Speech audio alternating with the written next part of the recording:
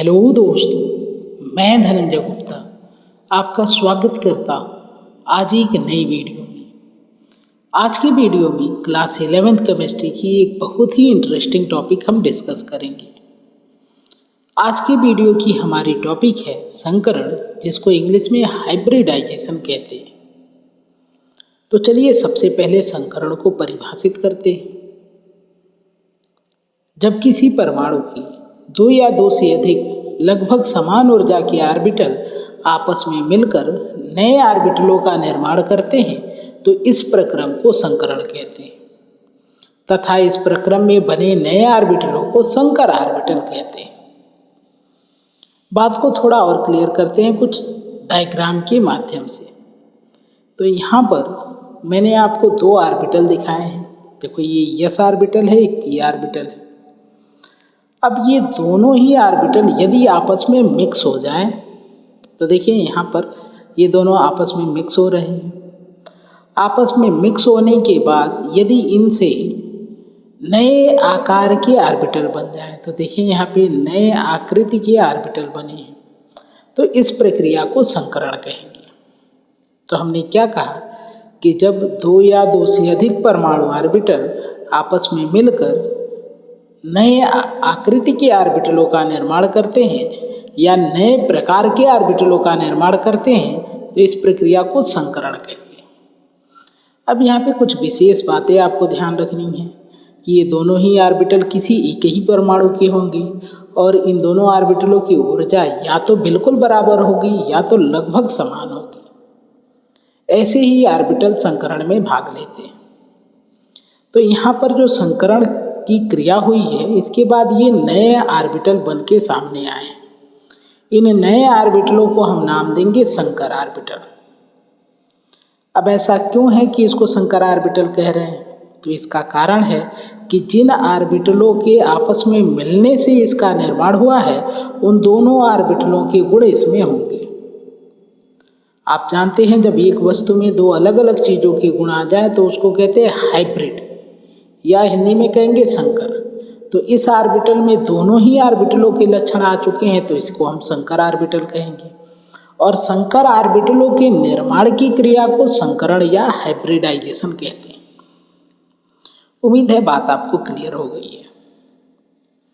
तो चलिए अब बात करते हैं संकरण के कुछ प्रमुख लक्षणों पर, साइलेंट फीचर्स ऑफ हाइब्रिडाइजेशन। बात को एक उदाहरण से समझते हुए चलेंगे और साथ में नोट डाउन भी करते रहेंगे। तो आज की वीडियो में हम उदाहरण ले रहे हैं BeCl2 का। यहाँ पर दो प्रकार के परमाणु है। एक तो बेरिलियम है जिसका परमाणु क्रमांक 1s4, परमाणु क्रमांक 4 और इलेक्ट्रॉनिक विन्यास 1s2 2s2। आप जानते हैं कि दूसरे कोष में p उपकोष भी होता है, तो आगे हम 2p0 भी लिख सकते हैं। इसका अर्थ ये है कि 2p उपकोष अपनी जगह पर है लेकिन उसमें इलेक्ट्रॉन नहीं है, इसलिए 2p0 लिख दिया गया।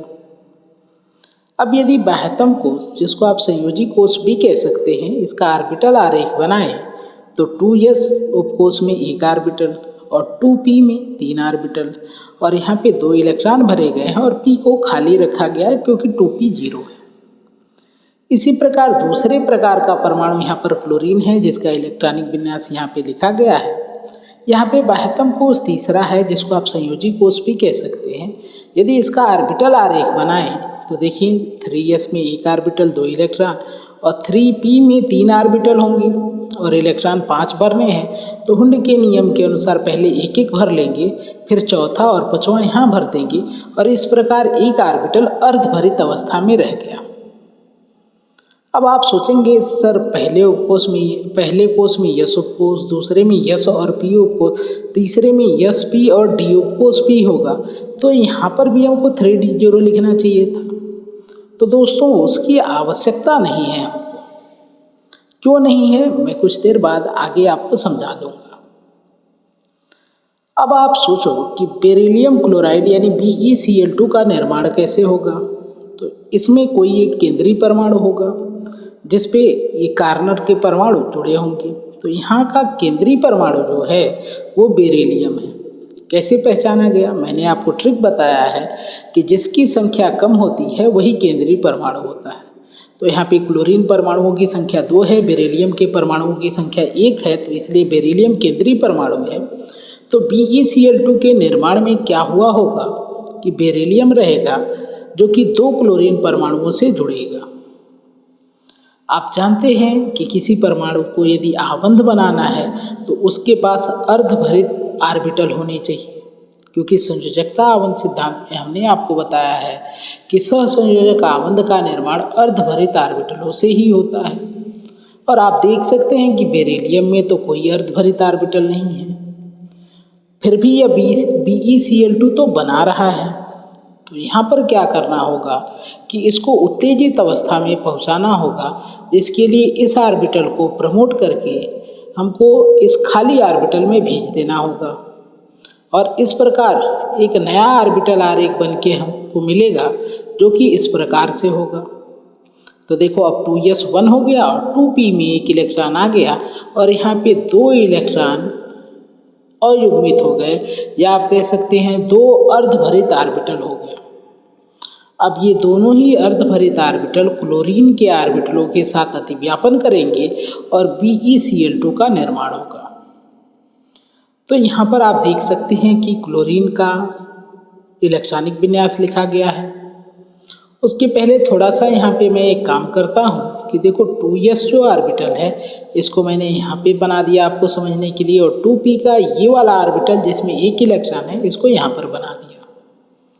अब यहाँ पर आपको क्लोरीन का इलेक्ट्रॉनिक विन्यास लिखा गया है। यहाँ पर आप देख सकते हैं कि क्लोरीन का ऑर्बिटल आरेख है। ऐसे 2 क्लोरीन परमाणु होंगे तो 2 क्लोरीन के परमाणुओं के पास 2 ऐसे ऑर्बिटल हो जाएंगे जिनके पास अयुग्मित इलेक्ट्रॉन होंगे या वे अर्धभरित अवस्था में होंगे। तो यहाँ पर 2 अर्धभरित परमाणु ऑर्बिटल मिलेंगे क्लोरीन के, जिसमें से एक क्लोरीन का और दूसरा दूसरे क्लोरीन का। अब ये दोनों परमाणु ऑर्बिटल आकर इन ऑर्बिटलों से अतिव्यापन करके BeCl2 का निर्माण कर सकते हैं, लेकिन वास्तव में ऐसा नहीं होता है, क्योंकि केंद्रीय परमाणु की खासियत होती है कि इससे पहले कि इनके ऑर्बिटल अतिव्यापन द्वारा बॉन्ड बनाए, ये ऑर्बिटल संकरण में भाग लेते हैं। अभी मैंने आपको बताया संकरण क्या होता है कि ये दोनों ऑर्बिटल आपस में मिल जाएंगे और नए प्रकार के ऑर्बिटलों को जन्म देंगे। अब फिर वो नए प्रकार के ऑर्बिटल जिन्हें संकर ऑर्बिटल कहेंगे वो आबंध बनाने का काम करेंगे। अब इससे फायदा क्या है ये आपको आगे समझ में आ जाएगा। तो देखें ये जो 2 ऑर्बिटल हैं ये संकरण में भाग लेंगे। बात क्लियर है? तो यहाँ से एक गुण जो हमको समझ में आ रहा है संकरण का, कि संकरण में भाग लेने वाले सभी परमाणु ऑर्बिटल एक ही परमाणु के होते हैं और सामान्यतः केंद्रीय परमाणु के होते हैं। तो आपने देखा कि ये जो 2 ऑर्बिटल संकरण में भाग लेने वाले हैं ये दोनों ही बेरिलियम परमाणु के ऑर्बिटल हैं। दूसरी बात जो यहाँ से आप समझ सकते हैं कि संकरण में भाग लेने वाले सभी परमाणु ऑर्बिटल केंद्रीय परमाणु के संयोजी कोष के हैं। तो देखो यहाँ पे 2s संयोजी कोष का ऑर्बिटल और 2p जो यहाँ का है ये भी संयोजी कोष का ऑर्बिटल है। बात क्लियर है? तीसरी बात जो यहाँ से आपको समझ में आ रही है कि केंद्रीय परमाणु में संकरण की क्रिया आबंध निर्माण के समय ही होती है। तो आप बताओ ये संकरण कब हो रहा है? अतिव्यापन करने के कुछ पहले, यानी आबंध निर्माण से थोड़ी देर पहले संकरण होता है। ऐसा नहीं है कि कोई बेरिलियम परमाणु है जिसको आबंध नहीं बनाना है और वो संकरण करेगा, ऐसा नहीं है। संकरण तभी होता है जब आबंध बनाना होता है, या आप समझ सकते हैं आबंध बनाने के समय ही संकरण होता है। बात क्लियर है?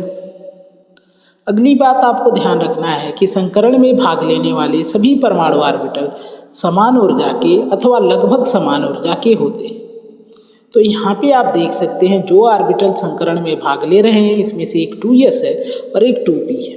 दोनों ही दूसरे कोष के ऑर्बिटल हैं, यानी एक ही कोष के ऑर्बिटल हैं, अर्थात इन दोनों की ऊर्जा लगभग समान है। और यदि बिल्कुल समान की बात करें तो यहाँ पर मान लो एक और भी p ऑर्बिटल यदि भाग लेता तो एक s ऑर्बिटल एक p ऑर्बिटल और फिर एक और p ऑर्बिटल भाग लेता तो 2 p ऑर्बिटलों की ऊर्जा बिल्कुल बराबर होती। बात समझ में आ रही है? तो जितने भी ऑर्बिटल भाग लेंगे उनकी ऊर्जाएं या तो समान होंगी या तो लगभग समान होंगी। बात क्लियर है? अब देखो ये जो 2 ऑर्बिटल थे यहाँ पे 2s1 वाला और 2p1 ये जो अयुग्मित इलेक्ट्रॉन वाला ऑर्बिटल है, अर्धभरित ऑर्बिटल है, ये दोनों आपस में मिलकर और 2 नए ऑर्बिटलों को जन्म दे रहे हैं।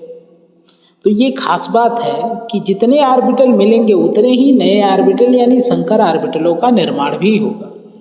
तो यहाँ पर आपको एक पॉइंट समझ लेना है कि संकरण क्रिया में जितने परमाणु ऑर्बिटल भाग लेते हैं उतनी ही संख्या में नए ऑर्बिटल यानी संकर ऑर्बिटलों का निर्माण भी होता है। अगली बात आपको ध्यान रखनी है कि संकर ऑर्बिटल सदैव समान आकृति और समान ऊर्जा के होते हैं। तो यहाँ पे देखो 2 संकर ऑर्बिटल बने हैं जो दोनों देखने में बिल्कुल समान है और आपको ध्यान रखना है इनकी ऊर्जाएं भी बिल्कुल समान होंगी।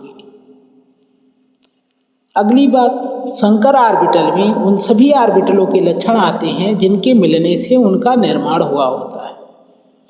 तो आप देख रहे हैं ये संकर ऑर्बिटल है, इनका नाम संकर ऑर्बिटल इसीलिए है क्योंकि इन दोनों के मिलने से जब इनका निर्माण हुआ है तो इस ऑर्बिटल के पास कुछ लक्षण तो इस यस वाले का होगा और कुछ लक्षण पी वाले का भी होगा। आप देख सकते हो यहाँ की फिगर में थोड़ा आपको गोल आकृति और थोड़ा डंबल के जैसी आकृति दोनों देखने को मिल रही है।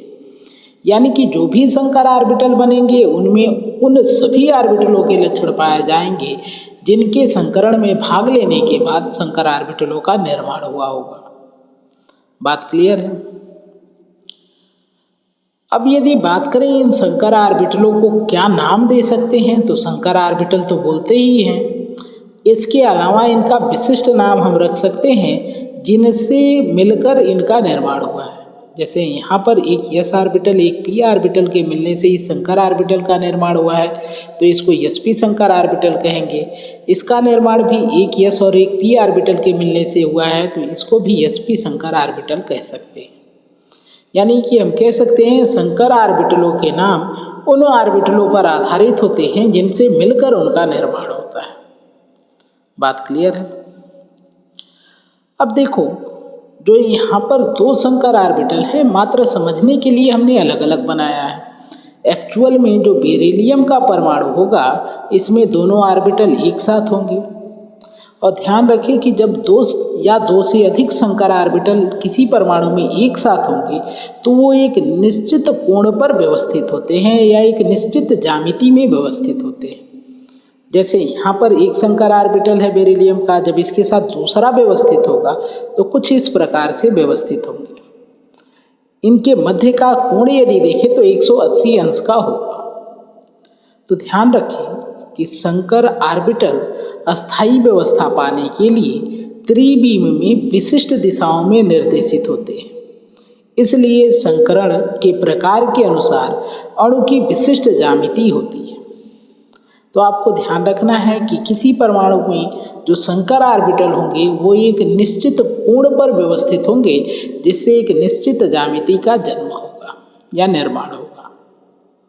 अगली बात आपको ध्यान रखना है कि संकरण में जो ऑर्बिटल बने हैं जिन्हें आप संकर ऑर्बिटल कह रहे हैं इनसे बना हुआ आबंध जो होता है वो बिना संकरण वाले ऑर्बिटल से काफ़ी मजबूत होता है। तो आपको ध्यान रखना है कि संकर ऑर्बिटल अस्थायी आबंध बनाने में शुद्ध ऑर्बिटल मीन्स ऐसे ऑर्बिटल जिनमें 2 या 2 से अधिक ऑर्बिटलों के लक्षण मिले हुए नहीं हैं, यानी कि जो संकरण नहीं किए हुए हैं या जिनका निर्माण संकरण से नहीं हुआ है। तो संकर ऑर्बिटल अस्थायी आबंध बनाने में शुद्ध ऑर्बिटलों की अपेक्षा अधिक सक्षम होते हैं क्योंकि संकर ऑर्बिटलों में अतिव्यापन अधिक होता है। इसलिए संकर ऑर्बिटलों द्वारा बनाया गया आबंध शुद्ध ऑर्बिटलों के आबंध से कहीं ज़्यादा मजबूत होता है और इसीलिए परमाणुओं ने संकरण कराया था। तो उम्मीद है कि ये जो साइलेंट फीचर थे, जो विशेष लक्षण थे संकरण के, ये आपको क्लियर हो गए। यदि अभी भी कोई डाउट है तो आप मुझे कमेंट बॉक्स में लिख सकते हैं। फिलहाल दोस्तों ये थी आज की वीडियो।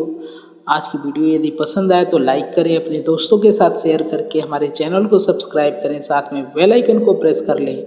वीडियो से संबंधित अपने विचार को कमेंट बॉक्स में लिखें। आज की वीडियो देखने के लिए आपका धन्यवाद। मिलते हैं